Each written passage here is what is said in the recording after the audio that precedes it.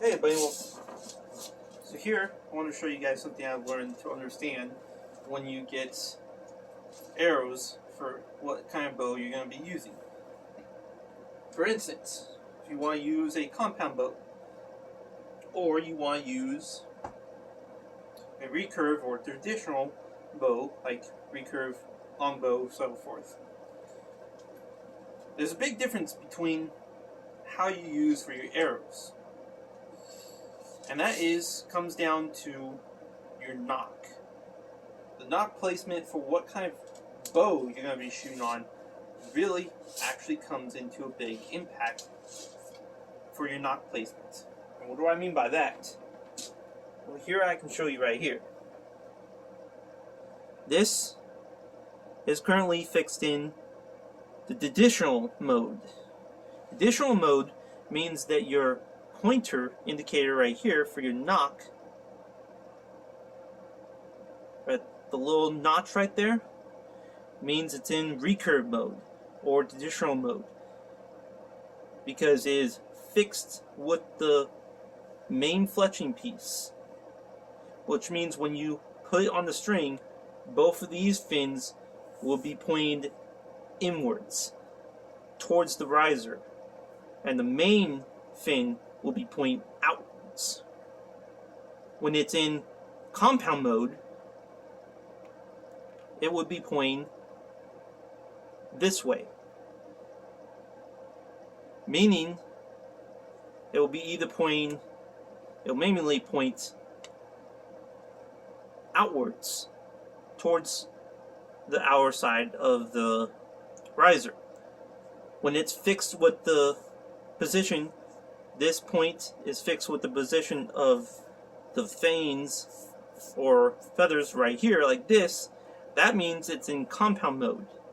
Compound mode means that now this is going to be pointing up when it fires.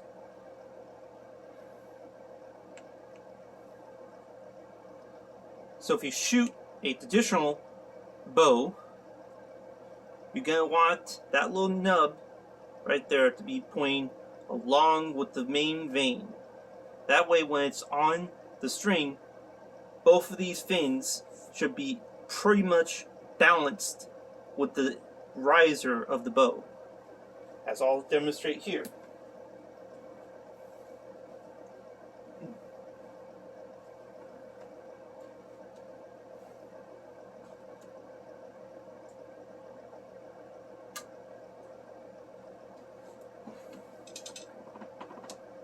So you can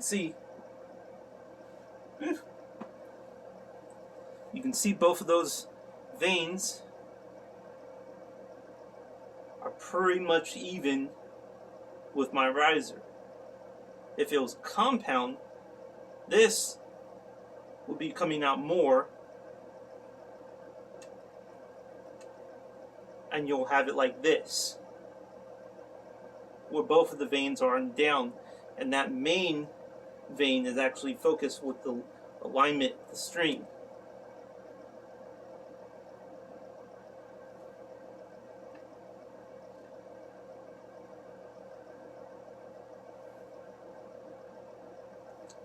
So that way when you shoot from traditional, the vanes will fly alongside the riser.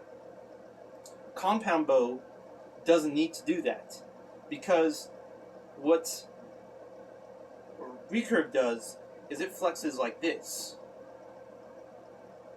and compound bow flexes like this.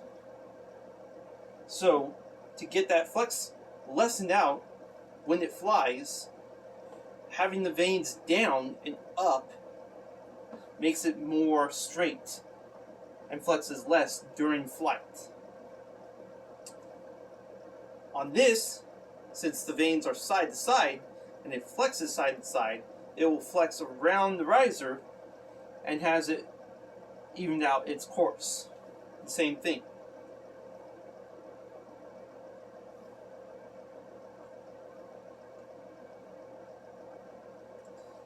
So that's a big importance to when you want to fire a bow, is you got to learn what kind of bow you're going to be using and how you're going to put your nock on your arrow.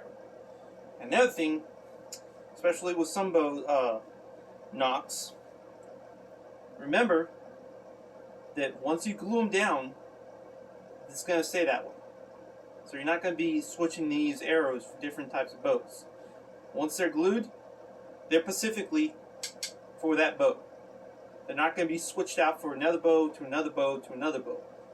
If you're going to be firing recurve and compound, you're going to have two different arrows. You're not going to be using the exact same arrow.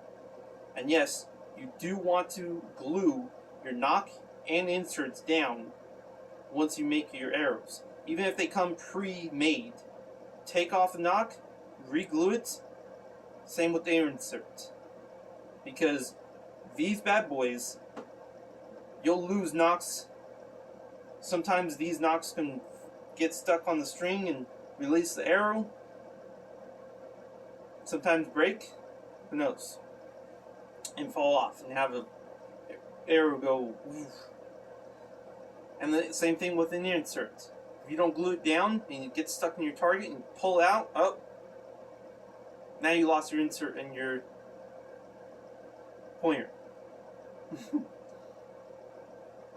So that's why you glue down your nock and your inserts, not just your vanes or feathers. And this doesn't just go for aluminum arrows or carbon arrows. Even for wooden arrows, if you're using hollow wood, then yeah. But still, make sure you glue your nocks in the right position and have them for that bow.